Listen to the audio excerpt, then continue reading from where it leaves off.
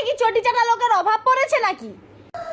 নমস্কার, আমি টুম্পা। ভাতার রাজ্য পশ্চিমবঙ্গেই না ভাতাশ্রী পশ্চিমবঙ্গ মুখ্যমন্ত্রীর নয়া প্রকল্প মানে নয়া ভাতা শ্রমশ্রী ভাতা, মানে যারা পরিযায়ী শ্রমিক বাংলা থেকে ভিন রাজ্যে কাজ করে তাদের নাকি মাননীয় বাংলায় নিয়ে এসে 5,000 টাকা করে ভাতা দেবে পার মান, তাও আর মাত্র 1 বছর। প্রথম কথা মাননীয়, আপনি যে হাওয়াই চটি সুতির শাড়ি আর মাসে যে আপনি খান তার কি খরচ ওই 5,000 টাকায় হয় যে আপনি যারা কাজ করে ভিন রাজ্যে তাদেরকে নিয়ে এসে 5,000 টাকা হাতে দিয়ে ভাতা হিসেবে দিয়ে বাংলায় বসিয়ে রাখতে চাইছেন? বাংলায় তো কাজই নেই, ওখানে তো মানুষ অন্যান্য রাজ্যে মানুষ ভাতা পায়, হাজিরা পায় 700 থেকে 800 900 টাকা, এমন কোনো ক্ষেত্রে 1000-1500 টাকা তারা ভাতা পায়। তাদের মাসিক ইনকাম হচ্ছে 25 থেকে 30,000, এমনকি 40,000, এর বেশিও হতে পারে, সচরাচর এর কম হয় না। বাংলায় কি চটি চাটা লোকের অভাব পড়েছে আপনার? অবশ্য অভাব পড়তেও পারে, কারণ বাংলার মানুষ এখন সব বুঝে গেছে আপনার স্কিমবাজি। কেউ আপনার এখন আর অত সহজে চটি চাটতে যায় না। যাদের চটি চাটলে আপনার সংসার চলে তারাই একমাত্র আপনার চটি চাটে। তাই আপনার এখন নজর পড়েছে ওই পরিযায়ী শ্রমিকদের দিকে।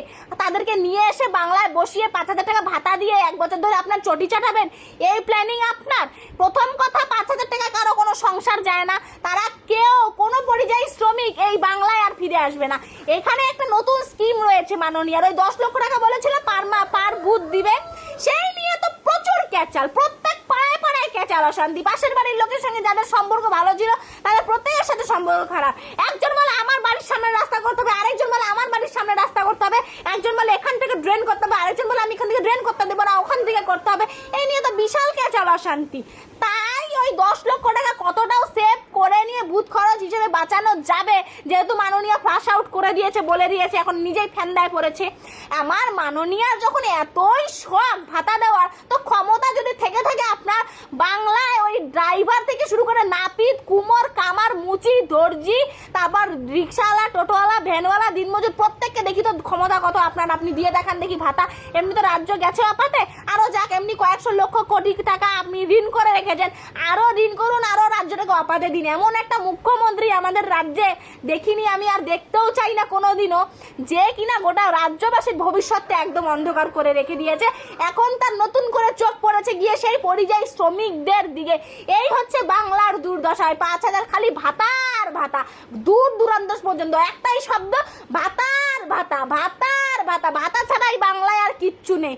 এই ভাতা দেখবেন ওই কোনো পরিযায়ী শ্রমিক ওই 25,000, 30,000, 40,000 ছেড়ে এই 5,000 টাকা ভাতা নিতে আর আসবে না, তাও আবার 1 বছর পরে তারা কি করবে?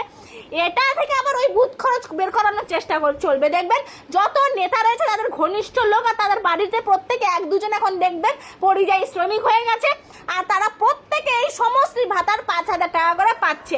আর তার মধ্যে থেকে যে নেতাদের হাত খরচ, এখান থেকে হাত খরচটা নেতাদের বেরিয়ে আসবে। আর 2 নাম্বার কথা, তার মধ্যে যদি কিছু বেঁচে টেচে থাকে তাহলে পরে বুথ খরচটাও বেরিয়ে আসবে। ঠিক ওই কারণেই সমস্ত ভাতা। নইলে যারা পরিযায়ী শ্রমিক অন্যান্য রাজ্যে খেটে খেয়ে সম্মানের সঙ্গে সংসার চালায়, তারা ওই 5,000 টাকার জন্য কখনো এই রাজ্যে এসে পড়ে থাকবে না, আর নিজেদের সম্মানকে বিসর্জন দিয়ে মাননীয় ওই 5,000 টাকার জন্য চটি চাটবেন না।